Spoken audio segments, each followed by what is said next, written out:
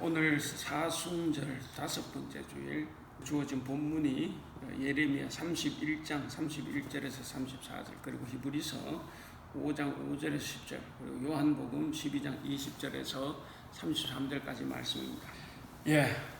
오늘 구약 본문 예레미야인데 예레미야는 우리가 눈물의 선지자라 그러잖아요. 눈물의 선지자. 왜냐하면 선지자들 중에 가장 암울했던 시기, 그러니까 자기 나라가 멸망하던 시기에 이제 활동을 했는데, 이 사람은 이제 요시야 왕 제 13년, 그러니까 주전 626년에 20대 젊은 나이에 이제 선지자가 되어서 바벨론 제국의 유다가 망하는 587년까지, 그러니까 약 한 40년 가까이 예언 활동을 했습니다. 성경에 이렇게 출애굽 시대 그렇고 여기 지금 예레미야가 활동한 주전 626년 우리나라 같으면 이때 뭐였겠어요? 이때 고조선이 있었던 때죠. 고조선이 있었고 고조선 멸망한 것이 이제 찾아보니까 주전 239년이에요. 그때 이제 멸망이 되고 이제 해모스가 부여를 건국한 게 이제 주전 239년이니까 그럼 주전 626년이면 이거 엄청나게 호랑이 담배 필 적 시절이죠.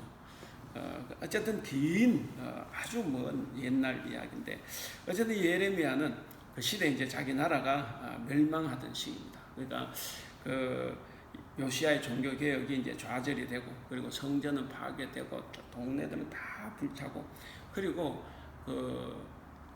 남은 사람들은 이제 포로로 끌려가는 그런 고통스러운 시기에 그걸 다 지켜본 사람이죠. 근데 그걸 지켜보면서도 예레미야는 계속해서 나라가 멸망한다. 바벨론에게 멸망하는 것이 하나님 뜻이다. 그리고 바벨론에게 포로로 끌려가서 살아야 된다. 이제 이렇게 예언을 하니까 이게 완전 매국노죠. 완전 매국노인데 그러니까 그 사람들이 그를 핍박하고 조롱하고 그리고 감옥에도 보내고 그러니까 엄청난 아픔을 많이 당했죠. 그러니까 이 예레미야는 눈물로 하나님께 호소한 적도 한두 번이 아니에요. 그러니까 예레미야 20장 8절에서 9절에 보면 그 고통이 얼마나 심했느냐 예레미야가 이렇게 말을 합니다. 내가 말할 때마다 외치며 파멸과 멸망을 선포함으로 여호와의 말씀으로 말미암아 내가 종일토록 치욕과 모욕거리가 됨이니이다. 내가 다시는 여호와를 선포하지 아니하며 그의 이름으로 말하지 아니하리라 하면 나의 마음이 불붙는 것 같아서 골수에 사무치니 답답하여 견딜 수 없나이다. 이렇게 이제 자기의 고통을 이야기를 합니다. 어쨌든 예레미야 예언대로 이 유다 나라는 주전 587년에 이제 폐망을 합니다. 예루살렘 완전히 파괴되고 그 다음에 성전도 파괴되고 그리고 성전 안에 있는 모든 값진 기물들 다 이제 빼앗기고 뿐만 아니라 기둥에 붙어 있는 금은 다 갔죠. 그리고 마지막 왕 이 시드기야는 두 눈이 뽑힌 채로 이렇게 바벨론 쇠사슬에 묶여서 끌려가는 그런 비참한 것도 이제 예레미야가 다 봤죠. 그래서 이렇게 나라가 소용돌이에 파묻혀 있을 때 그때 예언을 했기에 이 사람을 이제 눈물의 선지자다 그렇게 이야기하는 거죠. 어쨌든 이 예레미야는 조국을 망해가는 이 조국을 바라보면서 한 가지 정말 위대한 예언을 합니다. 이제 오늘 본문에 나오는 건데 먼 미래에 탄생할 아기 예수님께 희망을 두는 거예요. 물론 그때 예레미야가 그게 아기 예수인데 이건 모르지만 그는 뭔가 그런 사람이 나타날 거다 하는 거는 이제 하나님을 통해서 이제 그가 알게 된 거죠. 그러니까 예언자죠. 그래서 먼 미래에 태어날 아기 예수님께 그 희망을 두고 그래서 정말 막연하고 먼 희망을 선포했습니다. 그것이 오늘 31절입니다. 우리 31절 같이 한번 읽어볼까요? 시작. 여호와의 말씀이니라 보라 날이 이르리니 내가 이스라엘 집과 유다 집에 새 언약을 맺으리라. 자, 여기 보면 이제 보라 날이 이르리니 이 말이 이제 우리가 주목해 봐야 될 말입니다. 그러니까 보라 날이 이르리니 아직은 날이 안 왔어요. 언젠가는 이제 날이 이르겠죠. 그러니까 뭔가 먼 미래에 일어날 일을 지금 예언을 하는 거예요. 그러니까 정말 희망은 희망인데 아득히 멀리 떨어져 있는 희망입니다. 근데 이 예언자, 이 예레미야는 이것을 아주 확신에 차서 희망을 품고 이제 이 말을 선포하는 거예요. 내가 이스라엘 집과 유다 집에 새 언약을 맺으리라. 그러니까 구약 성경에서 새 언약에 대해서 말하는 것은 여기 이 한 구절뿐입니다. 그러니까 이 예레미야는 그 고통 속에서 나라가 망해가는 그 고통 속에서 정말 엄청나게 큰 희망을 바라본 거죠. 그러니까 고난이 그냥 고난이 아니라는 거예요. 뭔가 큰 깨달음을 얻고 새로운 희망을 볼 수 있는 그런 계기가 되는 거죠. 어쨌든 이 하나님이 이렇게 새 언약을 예레미야를 통해서 이렇게 제시를 하셨는데 왜 새 언약을 제시했냐면 바로 옛 언약이 파괴됐기 때문입니다. 우리 32절 이어서 32절 읽어보겠습니다. 시작. 이 언약은 내가 그들의 조상들의 손을 잡고 애굽 땅에서 인도하여 내던 날에 맺은 것과 같지 아니할 것은 내가 그들의 남편이 되어서도 그들이 내 언약을 깨뜨렸음이라.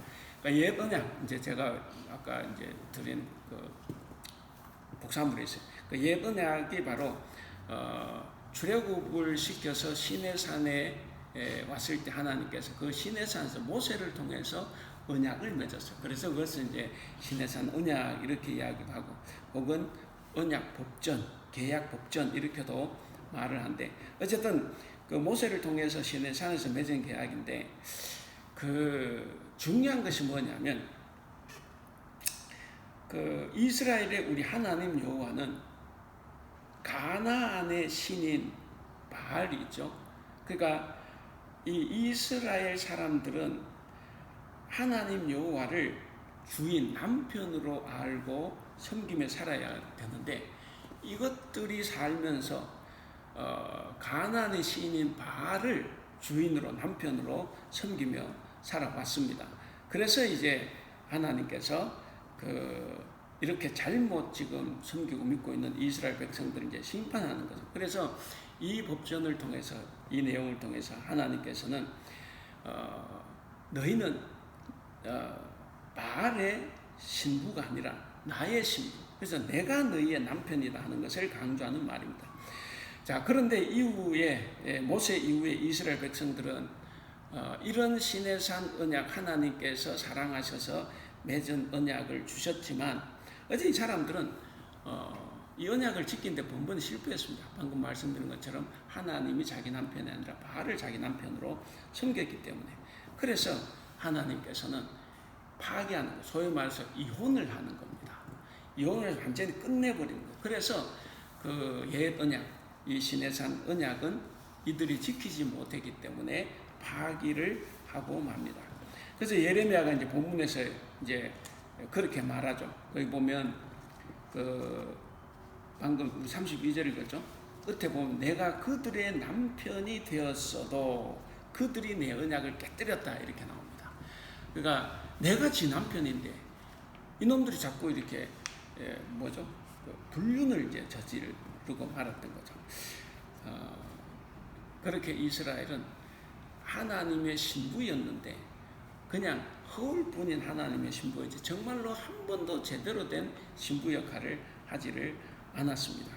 그래서 하나님 여호와를 버리고 바알을 남편으로 섬겼습니다. 그렇기 때문에 이제 이혼이 됐어요. 파기가 됐습니다. 그렇기 때문에 지금부터는 하나님의 보호하심을 받지 못해요. 하나님의 보호를 받지 못하니까 예레미야가 예언한 대로 곧바로 이제 나라가 멸망하죠. 계속해서 외세가 침략을 했고, 그리고 조국이 파괴되는 것을 다 바라봐야만 했습니다. 그래서 이 첫 언약, 아까 말씀드린 것처럼 이 시내산 계약이 첫 언약인데, 이 첫 언약이 파괴된 그 벌은 이스라엘에게 정말 혹독했다는 거예요. 그래서 깨지고 이제 바빌론 포로로 붙잡혀가서 사실은 거의 나라 없이 이제 떠돌아다니게 되는 거죠. 그러니까 이렇게 혹독한 대가를 치르고 있는데, 근데 예레미야가 이어지는 말씀, 이제 이 33절에서 새로운 희망을 선포하는 거예요. 우리 33절 같이 읽어보겠습니다. 그러나 그날 후에 내가 이스라엘 집과 맺은 언약은 이러하니 곧 내가 나의 법을 그들의 속에 두며 그들의 마음에 기록하여 나는 그들의 하나님이 되고 그들은 내 백성이 될 것이라. 여호와의 말씀이니라. 그러니까 이 새 언약은 옛 언약에 비해서는 확실히 다르다는 것을 지금 이야기합니다. 확실히 다른, 그야말로 새로운 것이라는 거죠. 뭐냐? 옛 언약은 돌판에 새겼어요. 근데 새 언약은 어디에 새깁니까?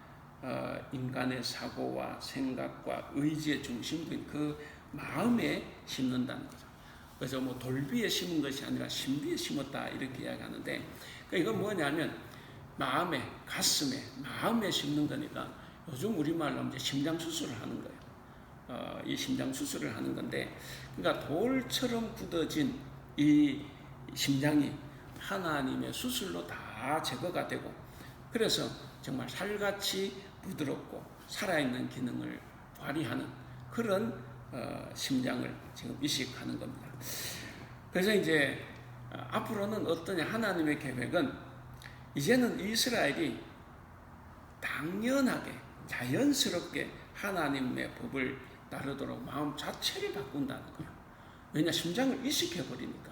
그래서 그 마음 자체를 바꾸겠다는 것이 하나님의 뜻입니다. 어떻게 보면 하나님께서 이제 그 율법서에 많은 법을 주셨는데, 그래서 이 법을 주셨고, 그래서 하나님은 지금까지 이스라엘을 법으로 만나오셨어요. 그러니까 그때마다 법을 주셔서 그 법을 지키며 살게 했는데, 근데 한 가지 깨달음이 왔습니다. 인간은 법으로는 절대로 바뀌지 않아요. 그걸 이제 알게 된 거죠. 교회도 규정이고 가정에도 엄마 아빠가 세우는 뭐 어떤 자식에 대한 어떤 것이 있는데, 그렇게 법이나 규정으로 해가지고는 바뀌지 않는다는 거예요. 바뀌지 않는다. 그래서 이제 하나님은 돌이 아닌 마음속에 차가운 법이 아닌 하나님의 사랑을 담은 그 복음을 심어주겠다는 거죠. 그래서 이 사람들 삶, 백성들의 삶에 전인적인 변화가 일어나도록 하겠다 하는 겁니다. 그래서 이제 만약에 그렇게 되면 하나님과 회복된 이스라엘 백성들 사이에서는 뭡니까? 정말 진정한 연대감이 형성될 수 있어요. 근데 어떻게 지금 우리는 이렇게 지금 살고 있나요? 이게 이런 예언이 주어졌는데 그 살기가 쉽지 않다는 거죠. 어쨌든 34절을 또 보겠습니다. 자, 34절에 보면 새 언약의 결과에 대해서 말을 합니다. 우리 34절 같이 읽겠습니다. 시작.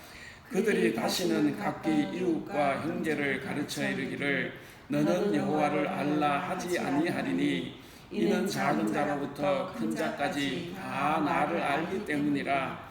내가 그들의 악행을 사하고 다시는 그 죄를 기억하지 아니하리라. 여호와의 말씀이니라. 그러니까 이제 그렇게 되면 뭐냐면 더 이상 여호와의 지식, 여호와에 대한 지식을 가르칠 필요가 없는 사회가 된다는 이야기입니다. 가르치지 않아도 심장 수술, 심장 이식을 했기 때문에 저절로 그렇게 산다는 거죠. 근데 이렇게 살게 되는 것은 뭘로 가능합니까? 거기 나온 대로 하나님의 용서.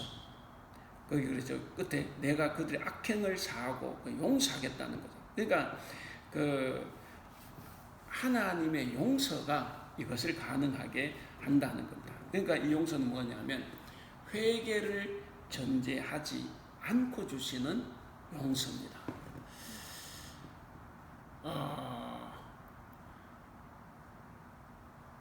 이루어졌어요? 성경은 분명히 이 구원은 하나님의 용서로 가능하고 용서는 회개를 전제하지 않고 주시는 용서다 그랬습니다. 그래서 그 인간 자체의 변화는 어디서 일어나느냐? 법이 아니라 여호와의 신앙, 여호와를 믿는 그 사랑으로 죄를 짓지 않게 되어 있다. 그러니까 사랑을 듬뿍 쏟아 붓는 것이 심장 이식을 했으니까 그렇게 되기 때문에 사람들은 더 이상 죄를 짓지 않는다 하는 거죠. 그리고 예레미야 50장 20절에 보면 이런 말이 있어요. 나 여호와가 말하노라. 그날 그때에는 이스라엘의 죄악을 찾을지라도 없겠고 유다의 죄를 찾을지라도 발견치 못하리니 이는 내가 나의 남긴 자를 살 것임이라 그랬습니다. 그러니까 이 용서가 하나님의 구원 방법의 가장 중요한 토대라는 거죠. 자, 어쨌든 여기 이렇게 보면 하나님이 백성들과 맺으실 새 언약은 바로 기독교 신앙, 우리 기독교 신앙의 핵심입니다. 그러니까 새 언약은 뭐냐? 이 새 언약은 예수 그리스도의 죽음만을 통해서 이루어지는 겁니다. 예수 그리스도. 그렇기 때문에 우리가 염두에 둬야 되는 것이죠. 항상 염두에 두는 것이 뭐냐면 이 하나님의 구원이 예레미야 그 당대에 바로 실천되지 않았다는 거예요. 그 먼 미래에 일어날 일이니까 그 당대에는 성취가 되지 않았습니다. 그래서 이 이스라엘 백성들은 이 예언이 있고 난 후에도 정말 긴 시간을 견디고 인내하며 살아야 됐습니다. 자, 그러다가 그러면 끝나는 게 아니라 이 예언 이후에 아까 말씀드린 것처럼 바벨론으로 포로로 끌려가서 굴욕을 당했고 그리고 70년이 차서 귀환을 했어요. 귀환을 했는데도 나라 못 세우죠. 나라 못 세우고 여전히 외세의 침략을 받아서 견디고 그리고 사실상 식민 지배를 받게 된 거죠. 그러니까 그런 이 예언 이후에 귀환 이후에도 늘 이 사람들은 고난의 세월을 보냅니다. 정말 길고 긴 고난의 세월을 보내야 하는데 그러다가 하나님께서는 정말 600년이 지나고 587년에 나라가 망했으니까 600년이죠.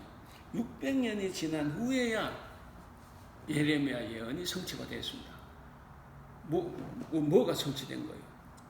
600년이 지나고 이제 예수님이 태어나신 거죠. 그래서 그 예언의 성취가 뭐냐? 바로 예수 그리스도입니다.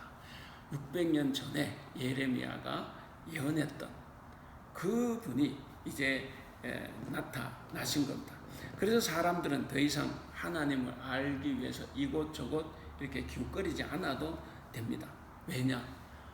예수님이 하나님의 아들이시고 그리고 하나님 자체입니다. 그러니까 하나님을 만나러 갈 필요도 없고 예수님께 나와서 말씀을 듣고 말씀대로 살아가면 되는 거죠. 그래서 이제는 아들 예수님이 아버지를 세상에 드러내게 된 거죠. 그래서 우리는 이제 눈을 뜨고 보면 이제 구원과 영광이 다 보이는 거죠. 그래서 아버지의 구원과 영광이 그렇게 예수님을 통해서 드러난 겁니다. 자, 오늘 이제 그 복음서를 보면 요한복음인데 요한복음서 본문이 바로 그런 사실을 우리에게 말해줍니다. 우리 23절에서 25절 요한복음 23절 25절 같이 읽어보겠습니다. 시작. 인자가 영광을 23절 시작. 예수께서 대답하여 이르시니 인자가 영광을 받을 때가 왔도다. 내가 진실로 진실로 너희에게 이르노니 한 알의 밀이 그 땅에 떨어져 죽지 아니하면 한 알 그대로 있고 죽으면 많은 열매를 맺느니라. 자기의 생명을 사랑하는 자는 잃어버릴 것이요 이 세상에서 자기의 생명을 미워하는 자는 영생하도록 보존하리라. 자, 23절에 보면 인자가 영광을 얻을 때가 왔도다 그랬습니다. 이 말은 이제 그 20절 보면 그랬죠. 헬라인, 그 이방인이죠. 헬라인 몇 명이 찾아왔기 때문에 이 말씀하신 거예요. 그러니까 헬라인이 찾아왔기 때문에 인자가 영광을 얻을 때가 왔다 이겁니다. 그러니까 뭡니까? 이방인이 왔다는 것은 이제 예수님 사역의 절정에 이르렀다는 겁니다. 사역의 절정이 뭐예요? 그때는 내가 죽을 때죠. 그러니까 이제 복음이 이 새 언약이 이제 이방인에게로 더 이제 가는 거죠. 그래서 예수님께서 이방인이 찾아왔을 때 인자가 영광을 얻을 때, 곧 내가 죽을 때가 왔다 이렇게 이제 이야기를 하는 겁니다. 그래서 영광을 얻을 때라는 이 말은 예수님의 순환과 죽음 그리고 부활과 하늘로 올라가시는 승기라 그랬는데 승기하는 그 때를 지금 말하는 겁니다. 그래서 이것을 또 24절이 잘 설명을 합니다. 죽음으로써 내가 때를 맞이하는 거잖아요. 우리 24절 같이 읽어볼까요? 시작. 내가 진실로 진실로 너희에게 이르노니 한 알의 밀이 땅에 떨어져 죽지 아니하면 한 알 그대로 있고 죽으면 많은 열매를 맺느니라. 여기서 한 알의 밀이 누구예요? 예수님, 예수 그리스도입니다. 그러니까 이 한 알의 밀은 예수님을 이제 상징하는 거. 씨를 심는다는 게 뭡니까? 죽는다는 거예요. 죽는다. 그러니까 곧 희생을 한다는 것을 이제 의미를 합니다. 그게 자기 때예요. 이게 내가 영광을 받는 것은 결국 죽음을 이야기하는 거죠. 그래서 예수님은 이 땅에 오셔서 처음부터 끝까지 자기 뜻대로 한 번도 살지를 않았어요. 물론 자기가 주도적으로 산 삶이지만 자기 뜻대로 산 것이 아니라 누구의 뜻대로 살았습니까? 바로 하나님 아버지의 뜻대로. 그래서 아버지의 뜻에만 전적으로 순종하신 겁니다. 따라서 이 새 언약, 예수 그리스도를 통해서 이루어지는 이 새 언약은 그야말로 하나님 은총이에요. 우리가 공짜로 주는 선물 아닙니까? 근데 예수님께는 뭐가 간 거예요? 예수님께는 순종과 희생이죠. 내가 죽음까지도 순종하는 그것으로 가능해졌다는 이야기예요. 그래서 우리에게는 은총이지만 사실 예수님께는 큰 아픔이 있었다는 것을 우리는 같이 기억을 해야 됩니다. 그래서 마치 한 알의 밀이 농부의 뜻에 전적으로 순종해서 땅에 떨어져서 많은 열매를 맺었습니다. 그것처럼 예수님은 농부의 뜻, 하나님의 뜻에 전적으로 순종하신 거예요.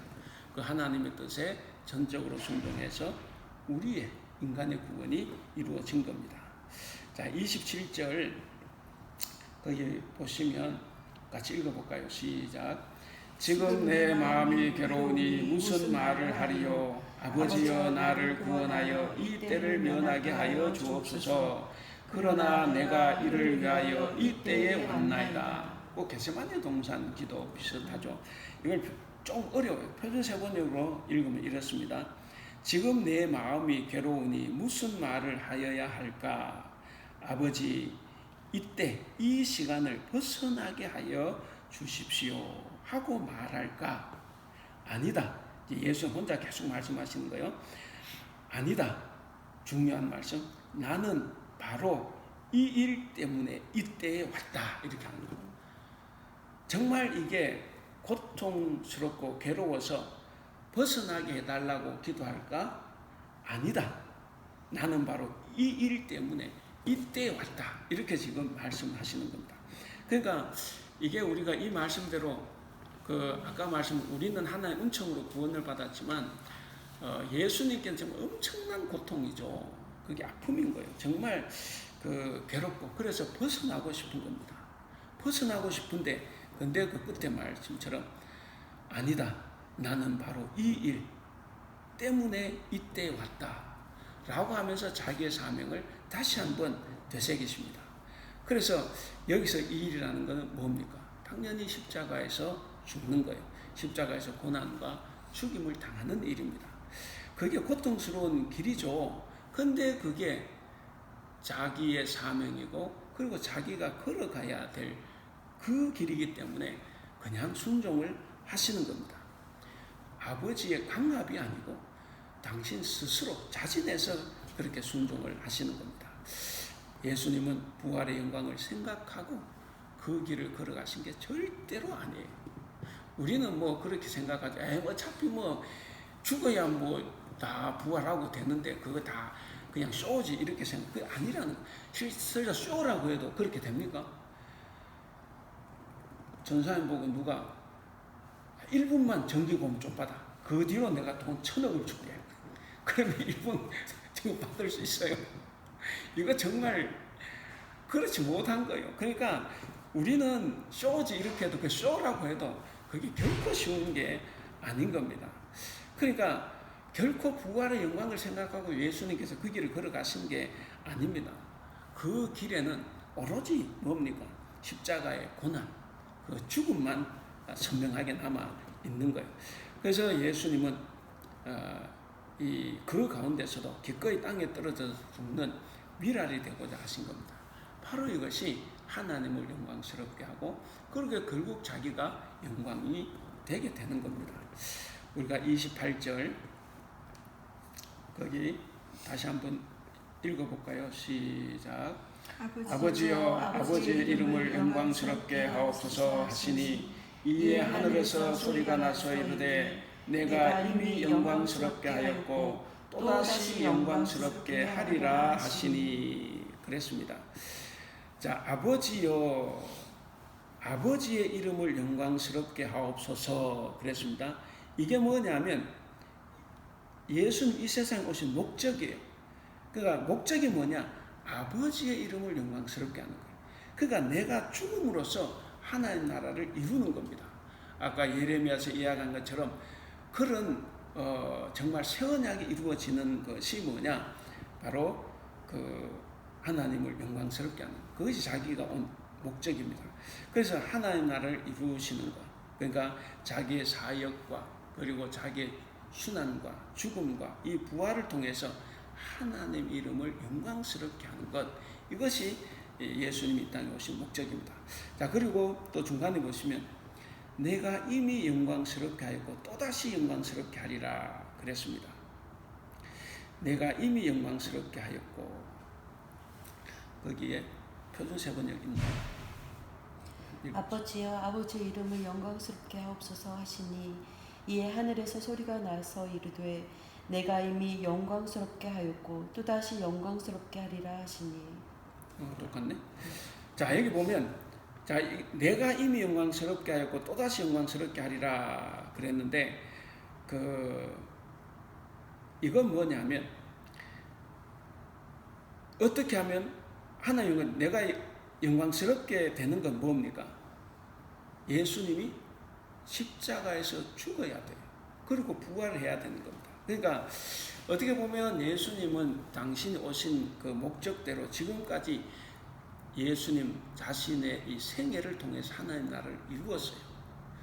근데 살아 생전에도 이루었는데 근데 앞으로 또 죽으면서도 이룬다는 거죠. 그래서 앞으로 십자가의 죽음과 부활을 통해서 또 이룰 겁니다. 그래서 내가 이미 영광스럽게 하였고 그러니까 너의 생애를 통해 이미 영광스럽게 했다는 거예요. 근데 또 영광스럽게 하리라 바로 너의 죽음을 통해서 영광스럽게 하겠다 하는 겁니다. 사실 이런 것을 이렇게 생각해 보면 지금 우리가 사순절인데 우리가 이 사순절에 우리가 힘써야 될 우리가 성도로서 힘써 추구해야 되는 삶의 자세가 뭐냐 하는 거죠. 그 삶의 자세가 바로 이거라는 거예요. 하나님의 영광을 위해서 내가 사는 것.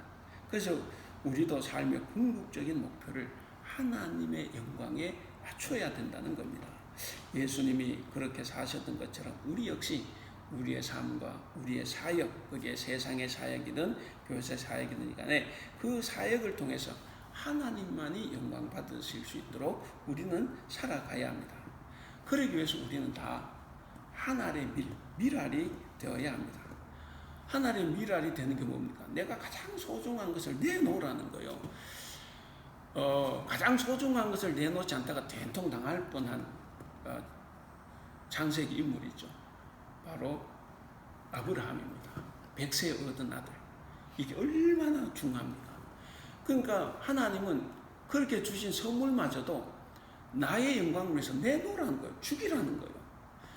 그 우리가 하나님께로부터 받은 선물이라고 해서 가장 큰 선물이라고 해서 내가 끝까지 가 그거 아니에요. 바쳐야 됩니다. 그러니까 내가 가장 소중한 것까지도 내가 내어놓을 수 있어야 합니다. 바로 이것이 우리는 다른 말로 요즘 우리가 하는 말로 나눔이라고 말할 수가 있습니다. 그래서 우리가 가진 가장 소중한 것을 이웃과 나누는 삶. 그것이 바로 뭐냐? 우리가 미랄 하나를 땅에다가 뿌리는 행위다 하는 겁니다. 우리가 그렇게 살아갈 때 예수님께서는 영광을 이미 받으시고 그래서 우리의 삶을 통해서도 우리 하나님 예수님께서는 이미 영광을 받으셨고 또 앞으로도 그런 일을 해가면서 하나님께 영광을 돌려야 된다. 하나님이 영광스럽게 해야 됩니다. 하나님께 영광 돌리는 삶, 이것은 바로 가장 소중한 것을 이웃과 더불어 하나님과 더불어 나누는 삶입니다. 이것이 바로 우리 그리스도인의 사명이라고 볼 수가 있습니다. 자, 이제 서신서로 넘어가 보면 히브리서인데, 히브리서가 우리에게 또 일깨워주는 것이 바로 그 내용입니다. 거기 보면 5절에 그랬죠. 우리 5절만 한번 읽어볼까요? 히브리서 5절 시작. 또한 이와 같이 그리스도께서 대제사장 되심도 스스로 영광을 취하심이 아니요 오직 말씀하신 이가 그에게 이르되 너는 내 아들이니 내가 오늘 너를 낳았다 하셨고. 자, 거기 보면 이 예수 그리스도께서 대제사장이 되셨는데 그것이 자기 스스로 된 것이 아니라는 거야. 바로 이런 그 복음서에 나오는 이런 삶, 이런 삶의 자세 때문에 하나님께서 친히 내려주신 거죠. 하나님께서 예수님을 완전하고도 유일한 대제사장으로 임명하셨다라는 것을 오늘 이 히브리서 본문을 통해서 말해주고 있습니다.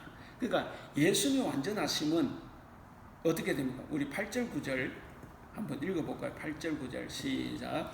그가 아들이시면서도 받으신 고난으로 순종함을 배워서 온전하게 되셨은즉 끝까지.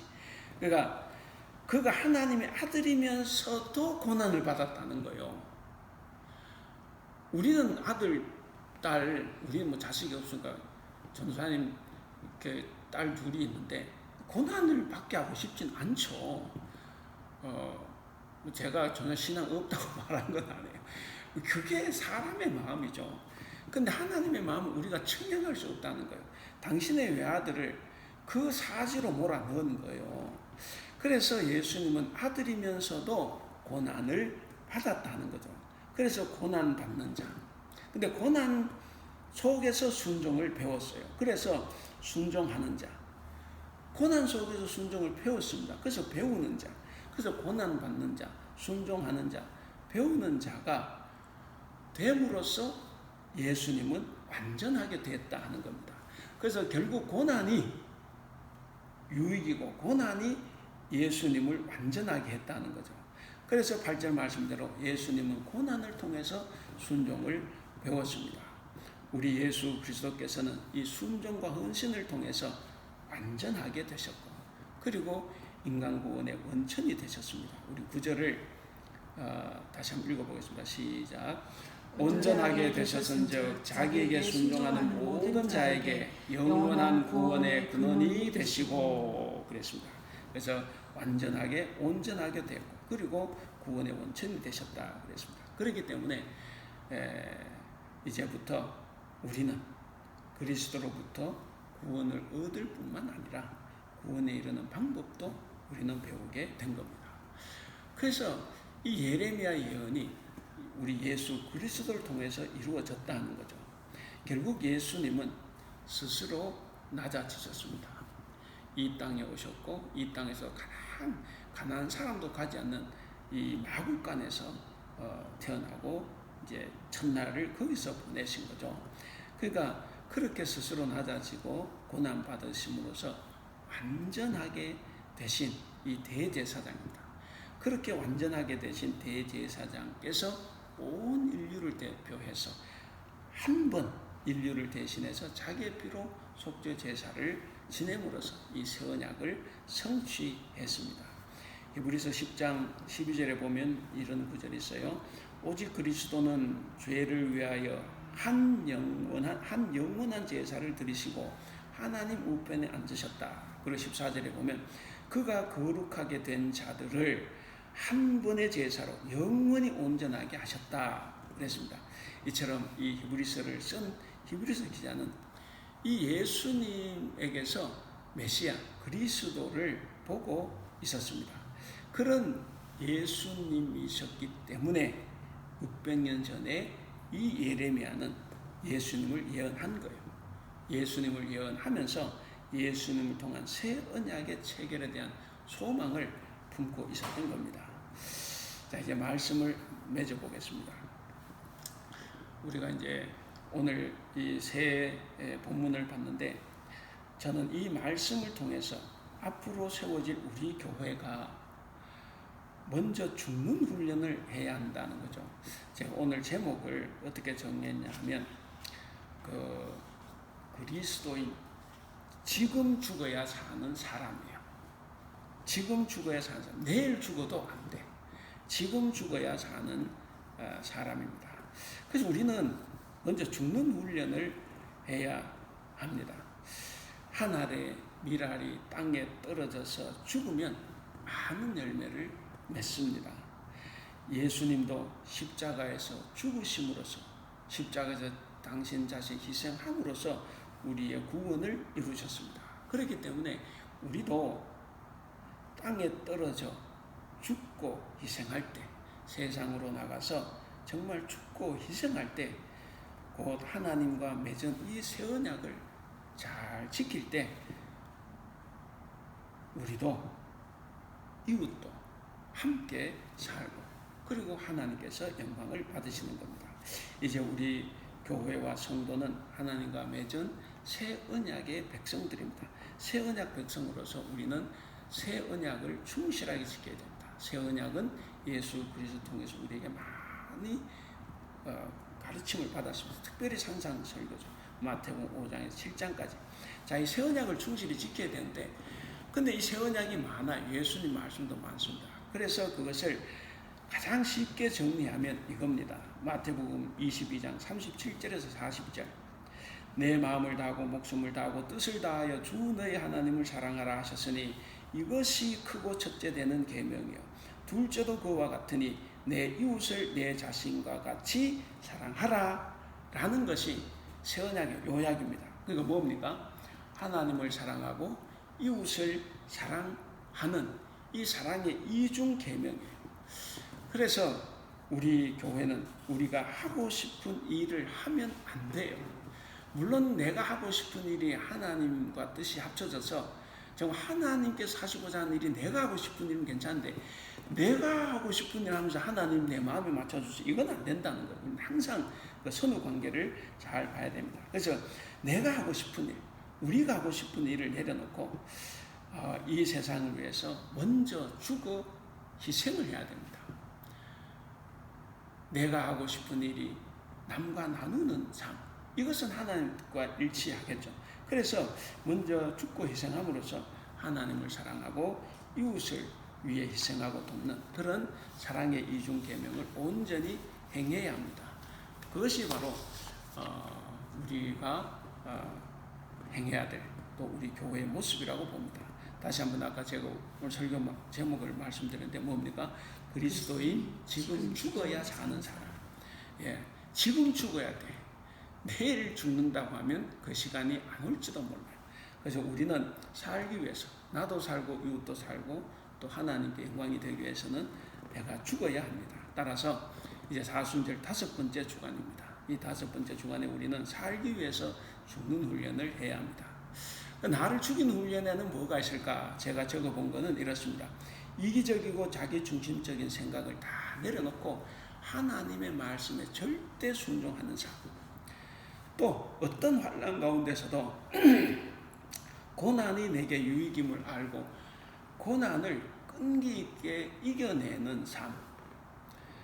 또 그 고난을 통해 순종을 배움으로써 성숙한 인품으로 살아가는 삶. 또 내가 원하고 내가 즐겁게만 살려고 하는 욕심.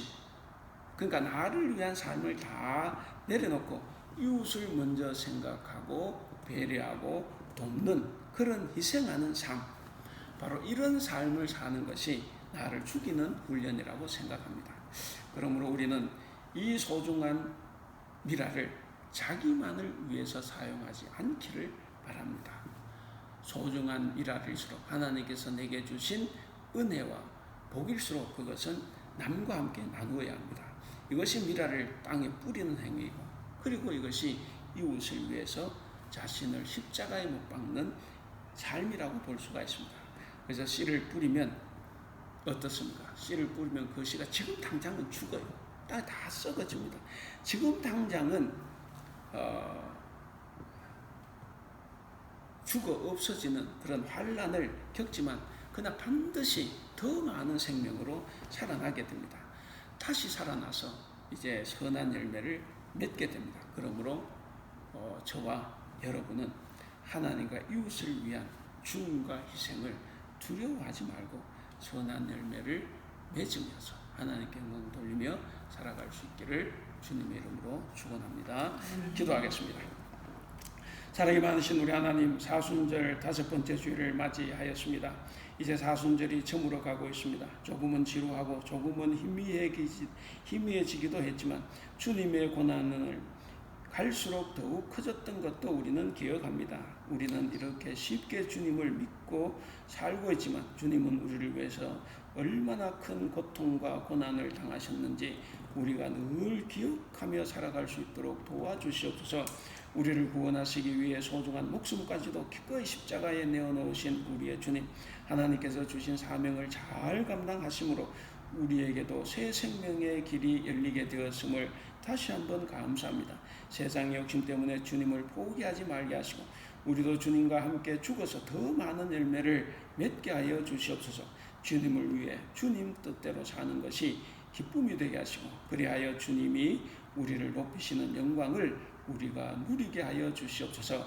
미랄이 땅에 뿌려져 죽음으로서 많은 열매로 다시 살아나듯이 십자가에서 희생하셨지만 다시 부활하셔서 우리를 살리셨듯이 새 언약의 백성된 우리도 우리의 소중한 것을 포기하고 희생함으로써 이웃을 살리고 주님께서 영광 받으시는 일을 할 수 있도록 도와주시옵소서.